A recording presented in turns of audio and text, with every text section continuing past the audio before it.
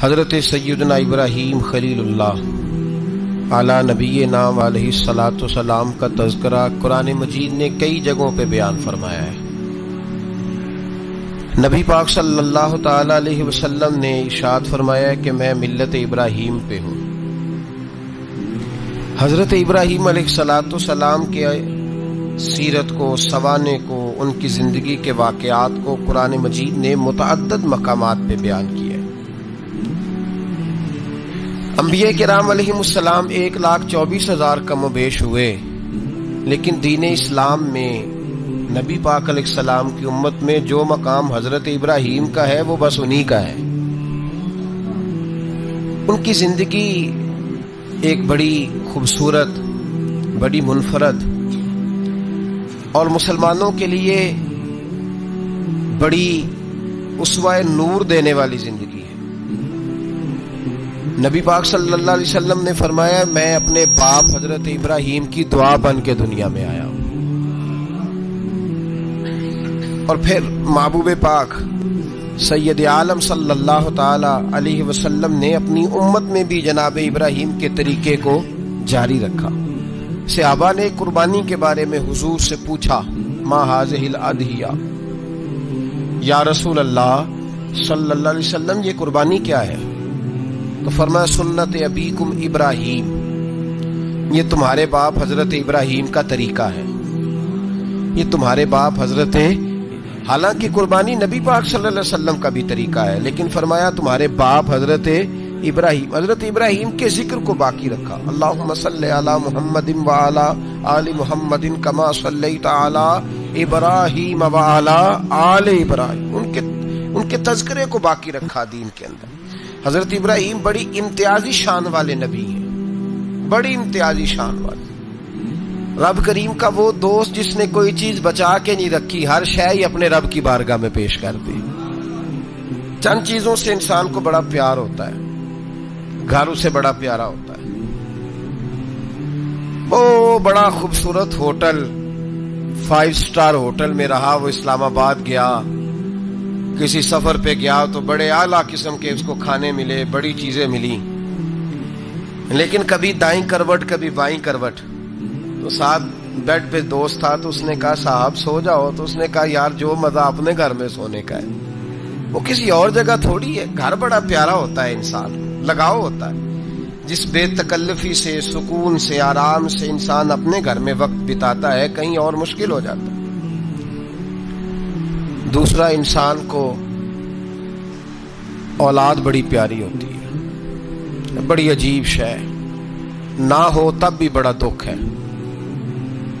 اور ہونے کے بعد بھی اس کی بڑی آزمائشیں، یہ بڑی ایک میٹھی چیز ہے۔ اولاد ایک بڑا عجیب سا میوہ ہے، پتہ نہیں یہ کس انجیکشن کا نام ہے کہ چھاتی پر چڑھ جائے تو اللہ سکون عطا فرما دیتا ہے، پتہ نہیں کس ٹھنڈی دولت کا نام رب کریم نے اولاد رکھا ہے، بڑی پیاری ہوتی ہے اولاد۔ پھر تیسری چیز انسان کی اپنی جان ہے، اور یہ اتنی قیمتی شے ہے کہ اللہ کریم نے فرمایا کہ اگر تیری گردن پہ کوئی آدمی پستول رکھ کے، تلوار تیرے گلے پہ رکھ کے کہے نا کہ رب کا انکار کر دے ورنہ مار دوں گا، تو فرمایا وقتی طور پہ میری ذات کا انکار کر پر جان بچا جا۔ اگر تم مرنے کے قریب ہو گیا ہے اور حرام شے کھائے بغیر تو بچ نہیں سکتا، مر جائے گا، تو فرمایا چل تو اس طرح کر حرام کھا کے جان بچا، پر جان بچانا فرض ہے، ضروری ہے۔ وطن بڑا پیارا، اولاد بڑی پیاری، جان بڑی پیاری، اور حضرت ابراہیم سے رب کریم نے فرمایا چل ابراہیم کوئی چیز دے، تو کہا یا اللہ تینوں ہی تیرے نام پہ قربان کرتا ہوں، تیری ہوئی ساری، ہر شے تیری۔ حضرت ابراہیم نے دین کے لیے، آپ شہر بابل کے قریب پیدا ہوئے تھے، وہاں سے مصر آئے، مصر سے فلسطین آئے، اور فلسطین سے آ کر کے کعبہ آباد فرمایا۔ زندگی سفروں میں گزری، سفر ایک تکلیف والی چیز ہے، پر حضرت ابراہیم نے وطن چھوڑ دیا، گھر چھوڑ دیا۔ جان بڑی عزیز ہوتی ہے اصل میں نا، جب انسان جدوجہد کرتا ہے نا دین کے لیے تو اس کے راستے میں بڑی چیزیں آتی ہیں، کبھی اولاد، کبھی گھر، کبھی باہر، کبھی حکومتیں، کبھی سیاستیں، کبھی چدراہٹیں، اس کے راستے میں بڑا کچھ آتا ہے اور اسے ہر چیز کو فیس کرنا پڑتا ہے. گھر کے اندر بھی جنگ ہوتی ہے اور گھر کے باہر بھی لڑائی ہوتی ہے. یہ آسان ہے ہی نہیں. ہم تو خیر ہتھیار چھوڑ کے پھینکنے والے لوگ ہیں، ہم بھولے بھالے لوگ ہیں. ہم کہتے ہیں میں نے تو کہا تھا مہندی نہ کرو، پر بیٹے نہیں مانے، بولے جو ہوئے. اسی طرح حالانکہ اگر وہ بیٹا کہے نا کہ ابا جی لاؤ زندگی میں سارا کچھ میرے نام کرو، تو پھر ہم بولے نہیں ہوتے اور اس وقت ہم تیز ہوتے ہیں، کہتے ہیں یہ کیسے ہو سکتا ہے، ہاتھ کاٹ کے دے دوں. اس وقت نہیں. دین کے معاملے میں بولے ہوتے ہیں. بیٹا بد مذہب کے پاس جا رہا ہے تو اس وقت ہم بولے بالے ہیں، کوئی عرض نہیں. لیکن اگر وہ اپنی پسند کی شادی کرے ہمیں کراس کر کے، پھر ساتھ ہی ہم تیز ہو جاتے ہیں. تو حضرت ابراہیم نے جب دین کے لیے نکلے تو جد و جہد کی، گھر کے اندر بھی گھر کے باہر بھی. آپ کے والد کا نام طارق ہے، وہ توحید پرست تھے، ایماندار تھے، پرہیزگار تھے. آپ کے چچا کا نام آزر ہے، وہ بت پرست تھے، بت بیچا کرتے تھے. حضرت سیدنا ابراہیم علیہ السلام جب میدان عمل میں نکلے تو حضرت ابراہیم علیہ السلام نے اپنے گھر سے جہاد شروع کیا. لڑنا پڑا گھر کے اصولوں سے. چچا نے جو رواج بنائے ہوئے تھے اس رواج سے ٹکرائے. فرمایا میں اپنے گھر کے اندر یہ بت پرستی نہیں ہونے دیں گا. چچا کو ایک دفعہ نہیں، بار بار 100 دفعہ سمجھایا. آپ کا چچا بت بنا کے بیچا کرتا تھا. حضرت ابراہیم علیہ السلام تھوڑے بڑے ہوئے تو کہنے لگا کہ چلو میرے ساتھ، تم بھی بت بیچنے ہیں، ہمارا کاروبار ہے. حضرت ابراہیم ساتھ نکلے تو بت پکڑا ہے. گندے پانی کے اندر اس بت کو ڈبوتے ہیں، کہتے ہیں کسی نے خریدنا ہے تو خرید لو، نہ یہ نفع دے سکتا ہے نہ نقصان دے سکتا ہے. جو اپنا آپ نہیں بچا سکتا تمہیں کیا بچائے گا، خریدنا ہے تو خرید لو. چچا کہنے لگا تو کاروبار چمکا رہا ہے کہ تباہ کر رہا ہے. گھر میں بڑے معاملات خراب ہوئے، جھگڑے ہوئے، لیکن حضرت ابراہیم علیہ السلام ایک منٹ کے لیے بھی اپنے گھر کے اندر بھی کمپرومائز کرنے کو تیار. یہ تھوڑا مشکل میں نے پہلو چھیڑ دیا ہے، یہ تھوڑا مشکل پہلو چھیڑ دیا ہے. تھوڑا سمجھدار آدمی ہے پر بیوی سے پردہ نہیں کرا سکتا. سیانا ہے، پنچایت کا بندہ ہے، جو اس سے آپ کہیں گے وہ بات یہ سنائے گا، لیکن کہتا ہے نہیں جی میں نے کوشش کر لی ہے. کس قسم کی کوشش ہے صاحب، یہ کیسے ہو گیا؟ حضرت ابراہیم علیہ السلام نے گھر کے اندر سے فرمایا نہیں کرنے دوں گا. گھر کے اندر بھی ٹکرائے. فرمایا تم جو بھی ہو، پاش کیا چچا کے اصولوں کو.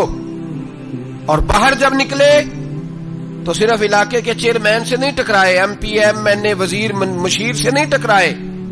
سپر پاور نمرود دنیا کا واحد حکمران تھا اس وقت، دوسرا کوئی حکمران ہی نہیں تھا. اکیلے حکمران سے جا کر ٹکرائے. کوئی ساتھ فوج نہیں تھی، کوئی ساتھ ان کے طاقت بظاہر دنیا داری کی کوئی نہیں تھی، پر حضرت ابراہیم جا کے ٹکرائے. اور میرے رسول پاک صلی اللہ علیہ وسلم نے سند بیان کی. فرمایا افضل الجہاد کلمۃ الحق عند سلطان الجابر. فرمایا سب سے افضل جہاد یہ ہے کہ تو ظالم بادشاہ کے سامنے کھڑے ہو کے حق بات بیان کر دے. یہ سب سے بڑا جہاد ہے، یہ سب سے افضل الجہاد کلمۃ الحق عند سلطان الجابر، سب سے بڑا جہاد. حضرت ابراہیم کھڑے ہو گئے، سپر پاور سے ٹکرائے. یہاں ہم لوگ حکمتوں کا شکار ہیں، دیکھیں گے، کریں گے، سوچیں گے. اور مولوی صاحب کو ویسے کہتے ہیں آپ پرہیز کریں سیاسی باتوں سے. بھئی اللہ کے ہر نبی نے جا کے وقت کے ظالم حکمران کو لتاڑا ہے، للکارا ہے. یہ تو مشن انبیاء ہے. حضرت سیدنا ابراہیم علیہ السلام نے جو اس کو جا کے کہا کہ تو جھوٹ بولتا ہے، تو جھوٹا ہے، تو خدائی کا دعویٰ کرتا ہے، تو بہت بڑا ظالم ہے. اور قرآن مجید نے اس ساری بات کو بیان فرمایا. حضرت ابراہیم علیہ السلام سے کہنے لگا میں رب ہوں. تو آپ نے فرمایا میرا رب تو وہ ہے جو زندہ کرتا اور مارتا ہے. تو پھر آپ حق بات بیان کریں گے تو اللہ مارے گا کہ بندہ مارے گا؟ کچھ بھی نہیں ہوتا، کیونکہ زندگی موت کس کے ہاتھ میں ہے؟ اللہ کے ہاتھ میں. زندگی موت اللہ، کچھ بھی نہیں ہوتا. انسان صحیح سمت کا تعین کرے اور صحیح چلے. حضرت علی شیر خدا سے کسی نے کہا تھا کہ آپ کے بڑی دشمنی ہے، کوئی محافظ رکھ لیں. آپ فرمانے لگے موت خود بہت بڑی محافظ ہے، وقت سے پہلے آتی ہی نہیں. بڑی محافظ ہے، وقت سے پہلے. علامہ نورانی رحمت اللہ تعالی علیہ کراچی جیسے شہر میں رہا کرتے تھے، جہاں گام گام پہ خطرہ تھا. لوگوں نے کہا حضرت اتنے بڑے لیڈر ہو, آپ کی جماعت کی 62 سیٹیں ہوئی قومی اسمبلی میں, ایک ایسا وقت بھی آیا تو کوئی ایک آدمی بندوق والا, آپ فرمانے لگے مجھے ضرورت ہی نہیں, اس لیے کہ جس خدا رسول کے لیے میں نکلا ہوں وہ خود ہی حفاظت کرنے والے ہیں, ضرورت نہیں ان چیزوں. تو بھائی حضرت ابراہیم ٹکرائے, اور آپ کا انداز کیا ہے؟ جا کے کہا کہ تو نہیں, خدا وہ ہے جو زندہ کرتا. اور اس نے ایک بیوقوفوں جیسی دلیل دی. ایک آدمی کو کل پھانسی دینی تھی تو اس کو بلایا, کہنے لگا تجھے کب پھانسی ہے؟ اس نے کہا کل. کہنے لگا جا تجھے ذات کیا زندگی دی, اس کو چھٹی دے دی. ایک عام آدمی بیچارہ بیٹھا تھا, اس کو پکڑ کے نا کہنے لگا اس کی گردن اڑا دو. کہنے لگا دیکھ لو میں بھی زندہ کرتا اور مارتا ہوں, وہ جو کل مرنے والا تھا میں نے زندہ کر دیا ہے, اور جس کو پتہ ہی نہیں تھا کہ میں نے مرنا ہے اسے پکڑ کے میں نے مار دیا ہے. یہ بیوقوفوں جیسی دلیل ہے. حضرت سیدنا ابراہیم علیہ السلام چاہتے تو اسی وقت دلیل توڑ دیتے کہ تو کیا بیوقوفوں جیسی بات کر رہا ہے, اگر تو زندگی دیتا ہے تو مرے ہوئے میں جان ڈال کے دے جس کو تو نے مارا ہے. لیکن حضرت ابراہیم نے دیکھا کہ بیوقوف ہے, بیوقوفوں سے بحث نہیں ہوتی, دلیل بدل لی جاتی ہے, ان کی عقل کے مطابق بات کی جاتی ہے. حضرت ابراہیم فرمانے لگے میرا رب وہ ہے جو سورج مشرق سے نکالتا ہے اور مغرب میں غروب کرتا ہے, تو اگر رب ہے تو تو مغرب سے نکال کے مشرق میں غروب کر. فبہت الذی کفر, کافر لاجواب ہو گیا, اس کے پاس اس چیز کا کوئی جواب نہیں تھا. علامہ اسماعیل حقی نے خوبصورت فقرہ لکھا ہے, خوبصورت, جان ڈال دی ایک جملہ کہہ کے. حضرت سیدنا علامہ اسماعیل حقی رحمت اللہ علیہ فرمانے لگے چونکہ نمرود بیوقوفوں جیسی باتیں کر رہا تھا, اگر وہ یہ کہہ دیتا نا کہ میں سورج کو نکالتا ہوں مشرق سے, میں غروب کرتا ہوں معاذ اللہ مغرب میں نکالتا ہوں, تو آپ اپنے رب سے کہیے کہ وہ مغرب سے نکال کے مشرق میں غروب کرے. علامہ اسماعیل حقی فرماتے ہیں رب کریم کی آواز قدرت تھی, مالک حضرت ابراہیم علیہ السلام کے اس, اگر وہ کہہ دیتا اور حضرت ابراہیم دعا کر دیتے تو رب کریم نے فرشتوں کو تیار بٹھایا ہوا تھا. فرمایا اگر یہ کہہ دے میرے خلیل سے کہ سورج مغرب سے نکال کے مشرق میں غروب کرنا ہے تو تیار رہنا, جس طرح خلیل کہیں گے ویسے ہی کر دیں گے. واتخذ اللہ ابراہیم خلیلا, ابراہیم ہمارا دوست جو ہوا, جیسے کہے گا ویسے کر دیں گے. حضرت سیدنا ابراہیم علیہ السلام کی باتوں کا جب جواب نہ دے سکا, دلیل نہیں بندہ دیتا, پھر لڑائی کرتا ہے, پھر جھوٹے موٹے اعتراض کرتا ہے. دلیل ختم ہوتی ہے تو لوگ ذاتیات پہ اترتے ہیں, کہتے ہیں یہ کھانستا صحیح نہیں, دیکھتا صحیح نہیں. دلیل ختم, اب ذاتیات پہ اترے, کہنے لگے مجھے پتا چلا ہے کہ یہ فلانی جگہ گیا تھا تو وہاں جا کے اس نے اس طرح کیا ہے. پھر لوگ ذاتیات پہ اترتے ہیں, جب دلیل کا جواب دلیل سے نہیں دے پاتے پھر ذاتیات پر اتر کر حملے کرتے ہیں. حضرت ابراہیم کے دلائل کا جواب نمرود نہ دے سکا تو کہنے لگا کہ اس کو آگ میں ڈال دو. قوم گئی ہوئی تھی ساری, آپ نے بات سنی ہوئی ہے, میں نے صرف اشارہ دینا ہے, میلے پہ. تو حضرت سیدنا ابراہیم علیہ السلام نے سارے بت توڑ دیے, کلاڑا بڑے بت کی گردن پہ رکھا. واپس آئے, کہنے لگے بت کس نے توڑے ہیں؟ تو فرمایا اس سے پوچھو جس کی گردن پہ کلاڑا ہے. کہنے لگے یہ تو بول ہی نہیں سکتا. تو فرمانے لگے بڑے بیوقوف ہو, جو بولتا ہی نہیں, سنتا ہی نہیں, اپنا آپ نہیں بچا سکتا, اس کی پوجا کرتے ہو. کہنے لگے پکڑو, دلیلیں ختم ہو گئی, اس کو آگ میں ڈالو. بہت بڑی حویلی 45 فٹ مربع پہ مشتمل ایک حویلی بنائی گئی اور 45 فٹ اونچی. مختلف روایات, علامہ اسماعیل حقی کہتے ہیں کہ 3 مہینے تک نمرود نے کہا کہ اس کے اندر لکڑیاں ڈالو.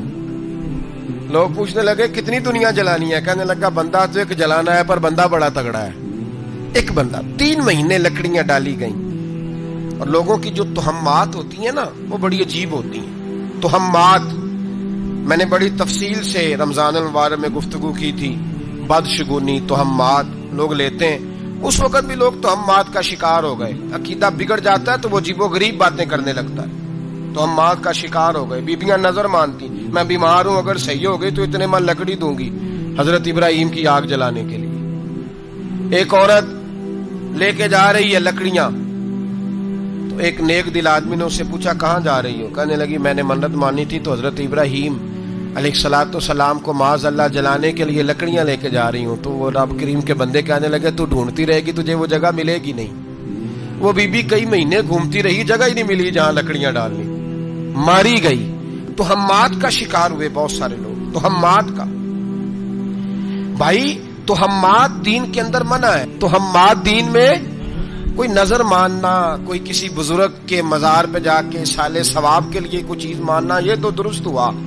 लेकिन गैर शरी नजरें मान लेना कि मैं आग के गिर्द चक्कर लगाऊंगा, मैं जनाब वहां जाके ये वाला तमाशा करूंगा, मैं धागा बांधूंगा, मैं रस्सा काटूंगा, मैं वहां गंदे हौज से पानी पीऊंगा, इनकी शरीयत इजाजत, ये तो हम बात है, बदशगुनी है। दीन में इनकी कोई गुंजाइश। आप नजर मानने से पहले भी किसी आलिम से राब्ता करें कि मैं मन्नत मांगने लगा हूं तो कैसे माननी चाहिए, उसका तरीका पूछें। ऐसे ही गलत चीज की मन्नत थोड़ी मान ली जाएगी। 12 आमदाम बरसरे मतलब हजरत इब्राहिम के लिए आग जलाई गई, 45 फुट ऊंची आग है, परिंदा भी ऊपर से गुजरता है तो नीचे गिर जाता है जल के। इतने दिन लगा के आग जलाई गई, अब हजरत इब्राहिम को जलाया जाने लगा है। यहाँ तो मौजे है ना, जो किसी इदारे का सरबराह है उसके लिए मौज है, किसी जगह ऑफिसर बन गया तो मौज है, पीर साहब के लिए मौज है, अल्लामा साहब के लिए मौज है, खतीब साहब के लिए मौज है। जलना किसको पड़ता है?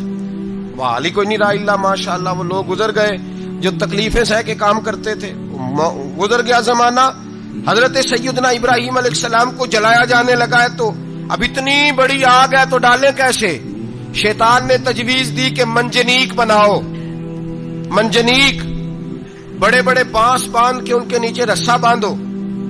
वो जिस तरह झूलने के लिए झूला बनाया जाता है, इस तरह एक मंजनीक पुराने जमाने में उसमें पत्थर रख के फेंके जाते थे दुश्मनों पे।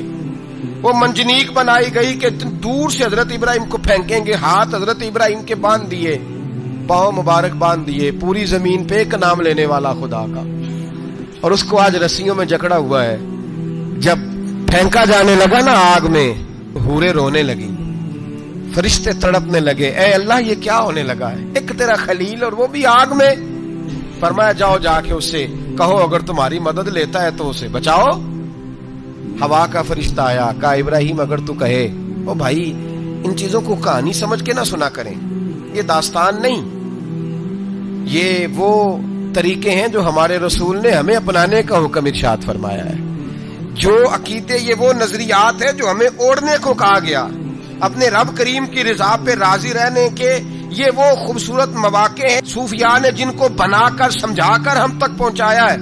ये है अहले तरीकत की बातें। वो कहते हैं यार जिस हाल में रखे राजी रहना है। हजरत इब्राहिम अलैहिस्सलाम को फेंका जा रहा है, फरिश्ता आया, ए अल्लाह के खलील अगर हुक्म दो तो इतनी हवा चलाऊं कि नमरूदी जल जाए सारे, आग उन पे फेंक दी जाए। आपने फरमाया तू जा, तुझसे मुझे कोई काम नहीं।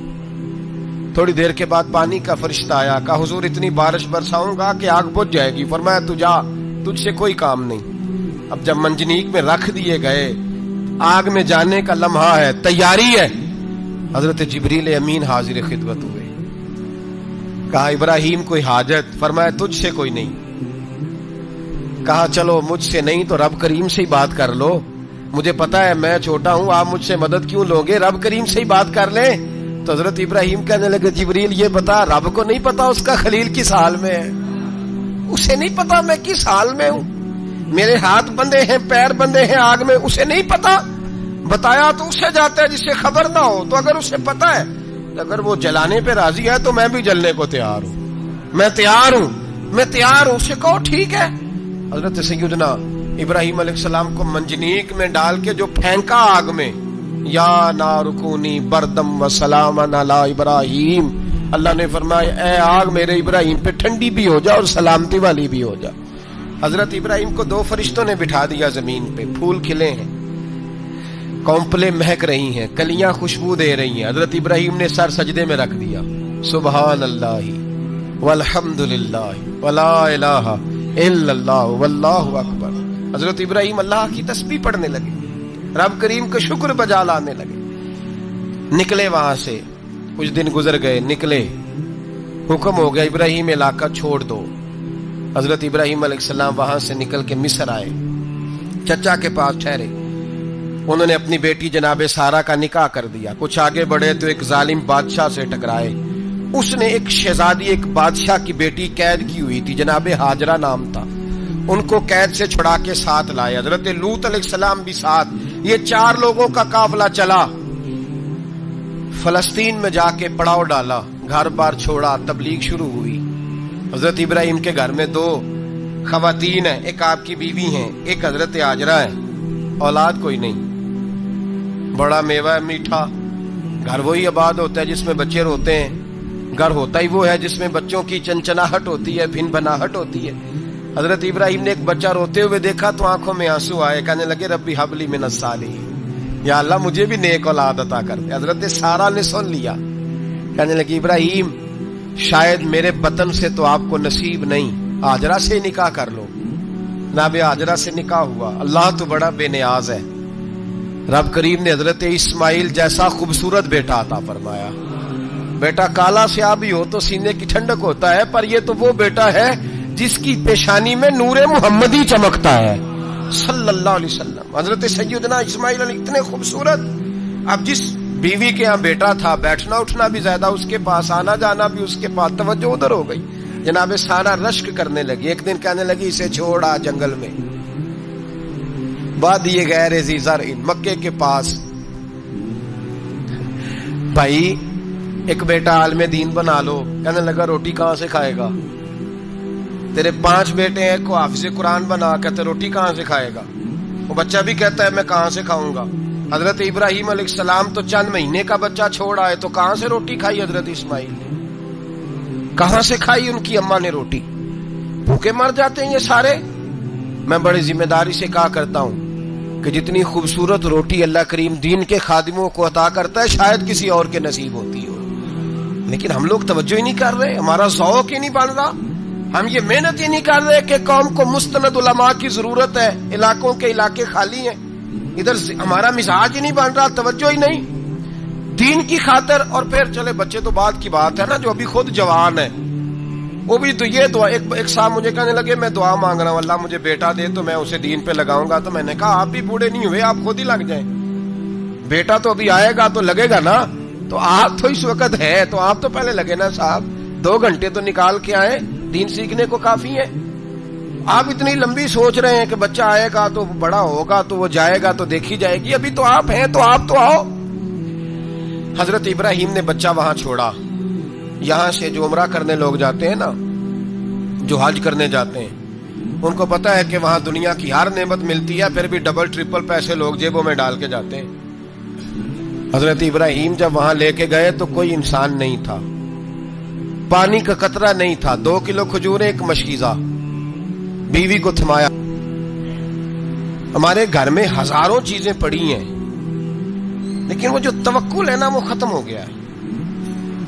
اللہ دے گا, حلال حلال پہ قناعت کرے, جائز جائز پہ بھروسہ کرے, رب کریم عطا کرنے والا ہے. وہ مزاج ختم ہو گیا. حضرت سیدنا ابراہیم علیہ السلام 2 کلو کھجوریں, ایک مشکیزہ پانی کا دے کر کے, اور وہاں بٹھایا آپ نے اپنے بچے کو اور اپنی زوجہ جناب ہاجرہ کو, اور بٹھا کر کے یہ واپس پلٹنے لگے. تو حضرت ہاجرہ سلام اللہ علیہ نے آواز دی, کہا ابراہیم کس کے سہارے پہ چھوڑ کے جا رہے ہیں؟ جہاں آب زمزم کا کنواں ہے نا, جو لوگ گئے ہیں جنہوں نے صفا مروہ کی صحیح کی ہے, صفا مروہ سے باہر نکلے نا, سرکار کی ولادت کا مقام ہے, اس جگہ پہ آب زمزم کا کنواں تھا. وہاں حضرت سیدنا ہاجرہ کو بٹھایا. کوئی چیز نہیں, کوئی درخت نہیں, کوئی کھیت نہیں, کوئی پانی نہیں, کوئی کنواں نہیں. وہاں بٹھایا اور بٹھا کر کے نکلنے لگے تو جناب ہاجرہ فرمانے لگی ابراہیم کس کے سہارے پہ چھوڑ کے جا رہے ہو؟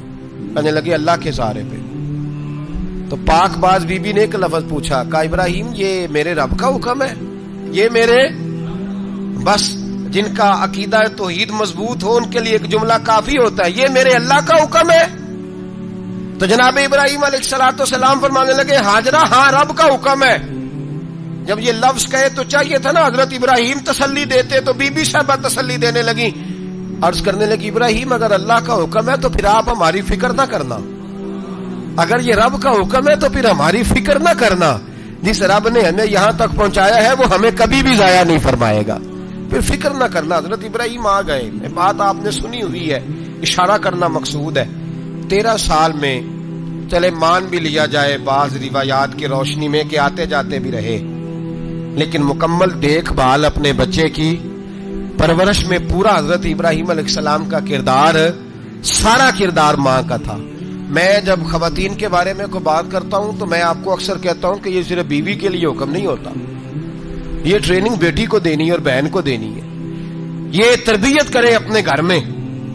میں تجربے کی روشنی میں یہ بات عرض کیا کرتا ہوں کہ بھائی بچے باپ کے فرما بردار اس وقت ہوتے ہیں جب اماں انہیں باپ کا فرما بردار کرتی ہے, اور بچے باپ کے نافرمان بھی تب ہوتے ہیں جب اماں انہیں باپ کا.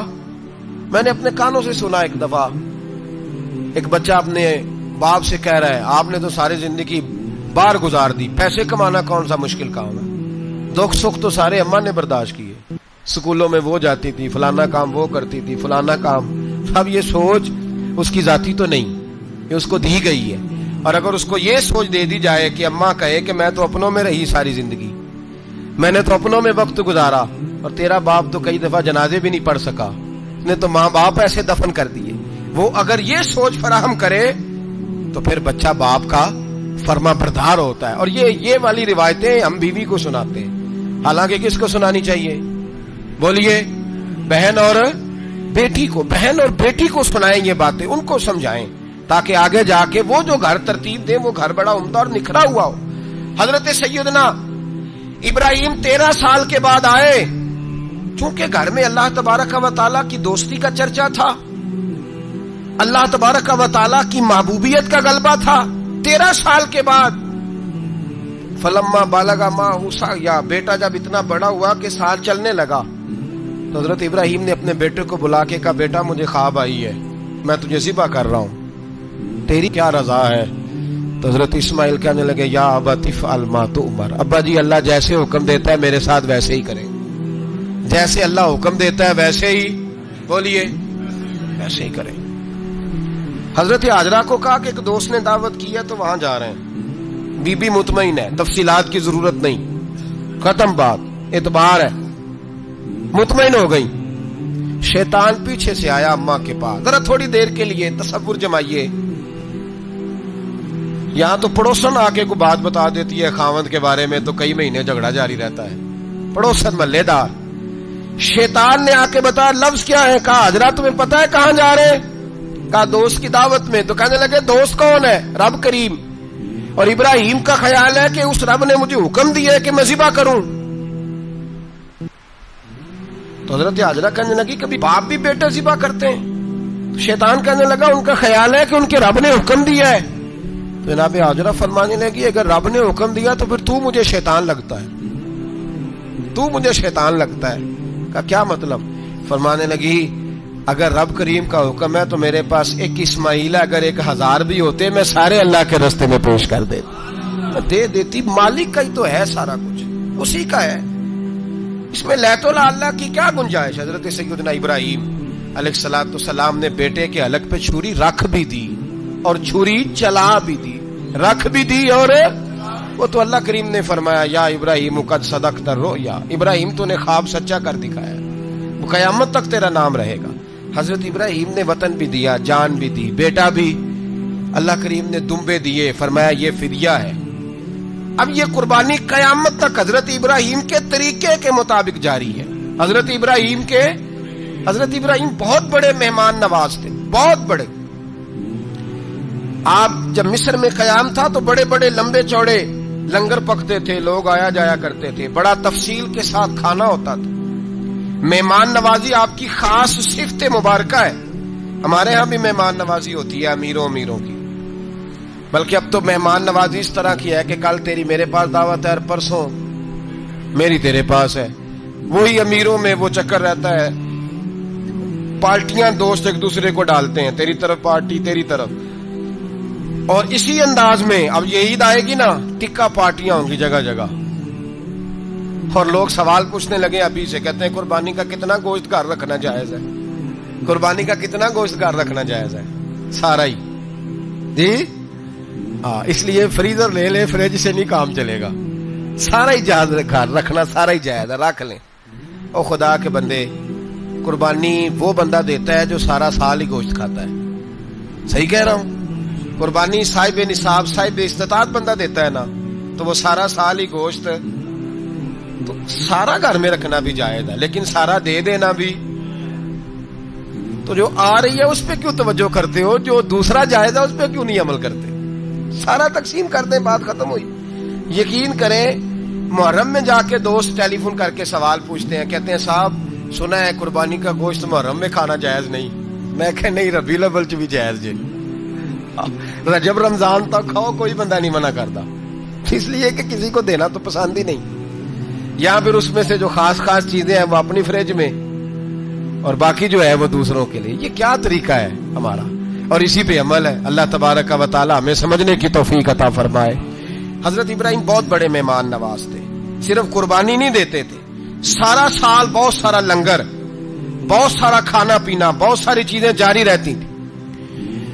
اور جتنے غریب لوگ تھے فلسطین کے، ان کو پتا تھا کہ حضرت ابراہیم علیہ السلام کا لنگر جاری ہے فلسطین میں جب آپ کا قیام تھا۔ ایک دفعہ ڈھیروں مہمان آ گئے اور کھانے کو کوئی چیز نہیں۔ حضرت سارہ اور جناب ہاجرہ دونوں اس وقت موجود تھیں۔ وہ کہنے لگی ابراہیم بہت سارے مہمان آ گئے تو کیا کریں؟ جناب سارہ کہنے لگی کس طرح کر کے ان کی مہمان نوازی کرنی؟ اور حالات یہ ہیں کہ قحط پڑا ہوا ہے فلسطین میں، مصر میں، دور دراز علاقوں میں۔ تو حضرت ابراہیم کہنے لگے یہ اللہ کے مہمان ہیں اور ہمیں رب کریم کا بندہ سمجھ کے آ گئے، اللہ ہی بندوبست کرے گا۔ فرمانے لگے میرا مصر میں ایک دوست ہے، وہ قحط کے دنوں میں غلہ جمع کر لیتا ہے، میں اس کی طرف پیغام بھیجتا ہوں، مجھے امید ہے وہاں سے غلہ ملے گا۔ 2 3 5 اونٹ والے غلام بلائے اور ان کو کہا کہ جاؤ غلہ لے آؤ مصر کے دوست سے۔ وہ لوگ کہتے ہیں ہم غلہ لینے گئے، وہاں جب پہنچے تو حضرت ابراہیم خلیل اللہ علیہ السلام کا پیغام دیا تو آپ کا وہ دوست کہنے لگا غلہ تو بے شمار تھا، مجھے خبر نہیں تھی کہ حضرت ابراہیم کا پیغام آئے گا، تو میں تو سارا تقسیم کر چکا ہوں، لوگ لے گئے، اب تو کوئی شے نہیں۔ اب وہ خالی آ گئے 5 کے 5 اونٹ۔ جب خالی آئے تو حضرت ابراہیم کی حویلی کی دیواریں چھوٹی چھوٹی تھیں، ان غلاموں میں سے، خادموں میں سے، آپ کے ان چاہنے والوں میں سے ایک کہنے لگا یار وہ غریب تو انتظار کر رہے ہوں گے کہ غلہ لینے گئے ہیں، ہمیں روٹی ملے گی۔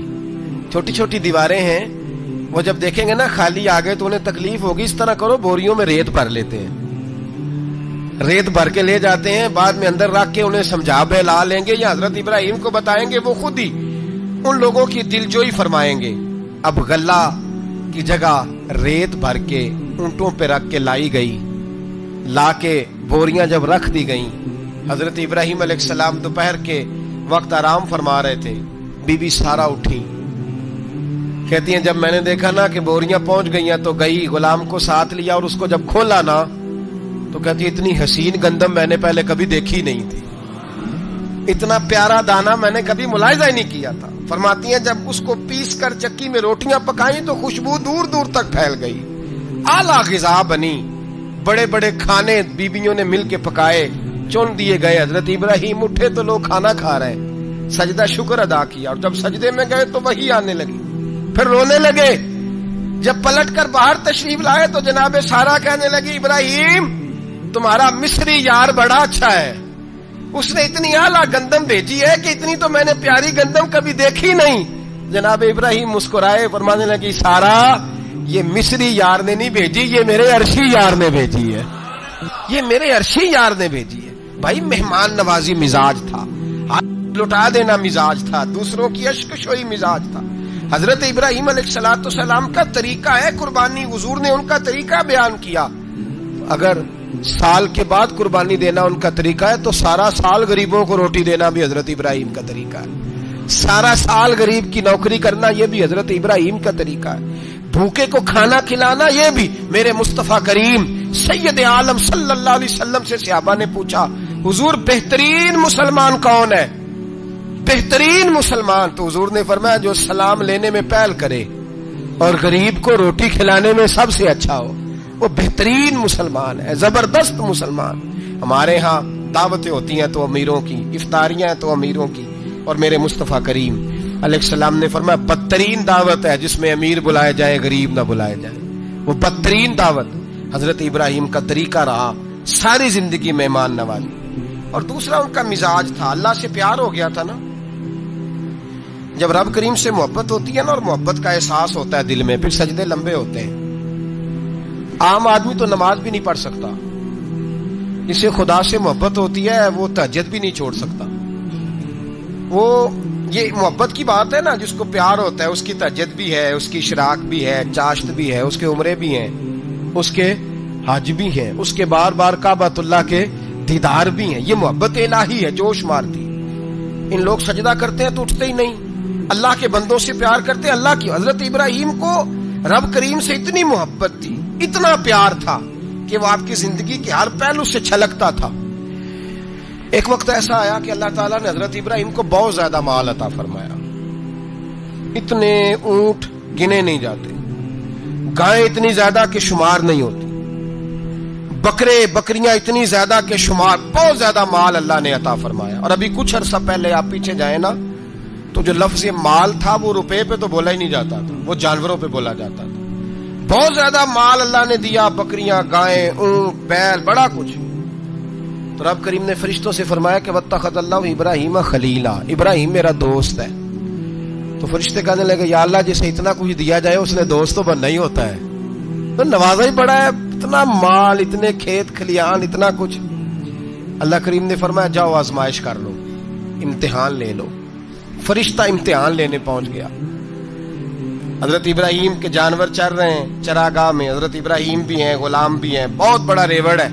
آپ تشریف فرمائے، ایک فرشتہ آیا تو کھیت میں چھپ کے بیٹھ گیا اور بلند آواز سے کہنے لگا سبحان اللہ والحمد للہ ولا الہ الا اللہ واللہ۔ یہ تسبیح بڑی پسند ہے، محبوب نے ان کی فضیلت بیان کی۔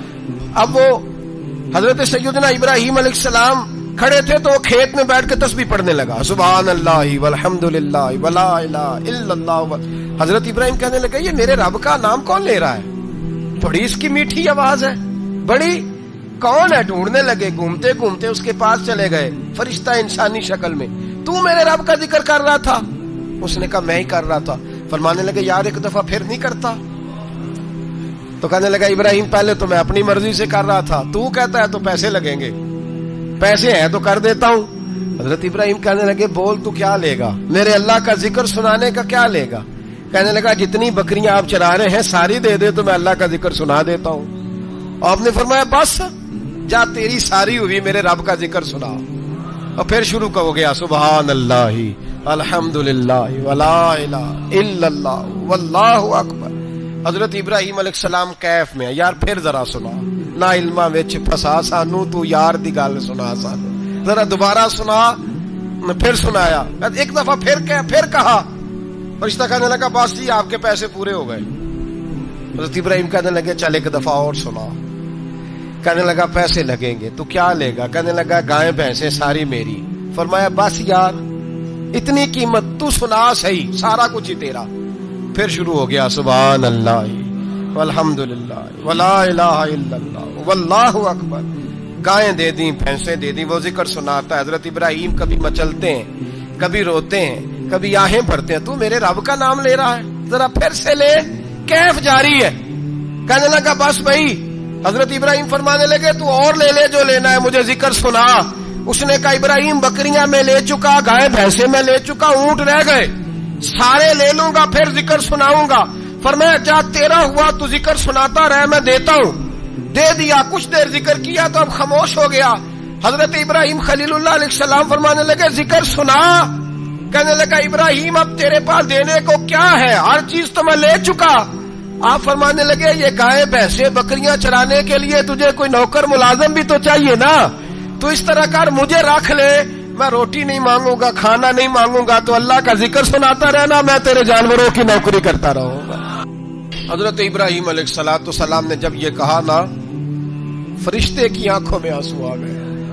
تر دامنی پہ شیخ ہماری نہ جائیے، ہم دامن نچوڑ دیں تو فرشتے وضو کریں۔ فرشتہ رو پڑا اور کہنے لگا ابراہیم مجھے سینے سے لگاؤ، آپ واقعی اس قابل ہیں کہ اللہ آپ کو اپنا دوست بنائے، واقعی اس قابل ہے کہ رب آپ کو اپنا۔ حضرت ابراہیم علیہ السلام کا خدا سے محبت کرنے کا نرالا انداز۔ اور میرے بھائی यही मोहब्बत उन्हें मेरे मुस्तफा से भी थी। एक नबी घर बना रहा है, दूसरा बनवा रहा है। हजरत इस्माइल अलैहिस्सलाम पत्थर उठा उठा के ला रहे हैं, जनाब इब्राहिम बना रहे हैं। जब खाना काबा बन गया तो कहने लगे रब्बना वब्अस फीहिम रसूला, ऐ अल्लाह अब इसे बसाने के लिए अपना आखिरी रसूल भी अता फरमा। नबी पाक फरमाते हैं मैं दुआ हूं हजरत इब्राहिम की। ये कुर्बानी हजरत इब्राहिम का तरीका है। हुजूर ने अगरचे नबी पाक की अपनी सुन्नत थी, ये भी कह सकते थे सुन्नती व सुन्नती अबीकुम इब्राहिम, मेरी सुन्नत है और तुम्हारे बाप इब्राहिम की सुन्नत है। ये नहीं फरमाया। जब सहाबा ने कहा कुर्बानी क्या है, फरमाया सुन्नती अबीकुम इब्राहिम, ये तुम्हारे बाप इब्राहिम की सुन्नत है। हर साहिब निसाब पर कुर्बानी वाजिब है। जो ज़कात का निसाब रखता हो उस पर कुर्बानी वाजिब है, यानी जरूरियात से ज्यादा इतने पैसे, जितने पैसों से ज़कात फर्ज होती है उतने पैसे जिस आदमी के पास कुर्बानी से पहले पहले आ जाएं उस आदमी पर कुर्बानी करना वाजिब है। बकरा, छतरा, दुम्बा 1 साल का या दुम्बा 6 महीने का हो पर इतना बड़ा महसूस होता हो कि लगे कि 1 साल का है, उसकी कुर्बानी हो सकती है। जानवर में कोई ऐब नहीं होना चाहिए, इतना कमजोर ना हो कि ज़िबा जहां उसे करना है वहां वो चल के जा ना सके, इतना कमजोर जानवर ना हो। उसके अंदर बज़ाहिर कोई इतना बड़ा नक्श ना पाया जाता हो, काना ना हो, लंगड़ा ना हो, कोई उसकी हाथ ना कटे हुए हो, ऐसा नक्श जो वाजे हो। बकरा 1 साल का, गाय और भैंस ये 2 साल की, ऊंट 5 साल का। अब इसमें यह है कि हमारे बहुत सारे दोस्त, क्योंकि हम देहाती लोग हैं, तो पूछते हैं कि दोंदा नहीं है तो चौगा नहीं है। तो ये हमारी पंजाबी की इस्तिलाहात हैं, पंजाबी की। शरीयत इस्लामिया ने साल बताए हैं, ये तो हमने अपनी आसानी के लिए, या देहातों में जो माहौल था इस तरह का जानवर लें, खूबसूरत जानवर लें। जो निसाब है वो भी मैंने आपको बताया, लेकिन एक और पहलू भी है। नबी पाक सल्लल्लाहु अलैहि वसल्लम पे ज़कात कभी फर्ज नहीं हुई, कभी हुजूर पे ज़कात फर्ज नहीं हुई। नबी पाक सल्लल्लाहु अलैहि वसल्लम के पास इतना सरमाया कभी इकट्ठा हुआ ही नहीं कि ज़कात फर्ज हो। लेकिन नबी पाक के सहाबा फरमाते हैं कि मदीने के 10 सालों में अल्लाह के रसूल ने हर साल कुर्बानी फरमाई है, हर साल कुर्बानी दी। और जिस साल हुजूर हज करने गए उस साल अल्लाह के नबी ने 63 ऊंट ज़िबा फरमाए। और हुजूर सल्लल्लाहु अलैहि वसल्लम जब ऊंट ज़िबा करने लगते ना तो सहाबा कहते हैं ऊंट खुद दौड़ के हुजूर के सामने आके लेट जाता और नबी पाक उसे ज़िबा करते और फरमाते हैं एक दूसरे को धक्के देते ऊंट के, पहले मैंने जाना है ज़िबा होने के लिए, पहले मैंने। उन्हें पता था कि जो मुस्तफा के हाथों ज़िबा होगा वो तो दायमी जिंदगी पा जाएगा, यहां भी वहां भी जिंदा। 63 ऊंट ज़िबा किए। एक ऊंट में कितनी कुर्बानियां होती हैं? 7। अब 63 को 7 से ज़रब दोगे तो कितनी बनेगी? और फिर नबी पाक सल्लल्लाहु अलैहि वसल्लम ने 10 साल मदीना मुनव्वरा में कुर्बानी दी, हर साल। अब वो 63 ऊंट, एक ऊंट में 7 कुर्बानियां, हर साल यहाँ कुर्बानी। और मौला अली शेर खुदा फरमाते हैं नबी पाक 2 कुर्बानियां देते। मैंने कहा हुजूर 2 जानवर ज़िबा कर रहे हैं आप, तो हुजूर ने फरमाया एक मेरी तरफ से, एक मेरी उम्मत की तरफ से, गरीबों की तरफ से। और हजरत अली को हुजूर ने वसीयत फरमाई तू 2 दिया करेगा। या रसूल अल्लाह सल्लल्लाहु अलैहि वसल्लम मैं गुलाम हूं, खादिम हूं।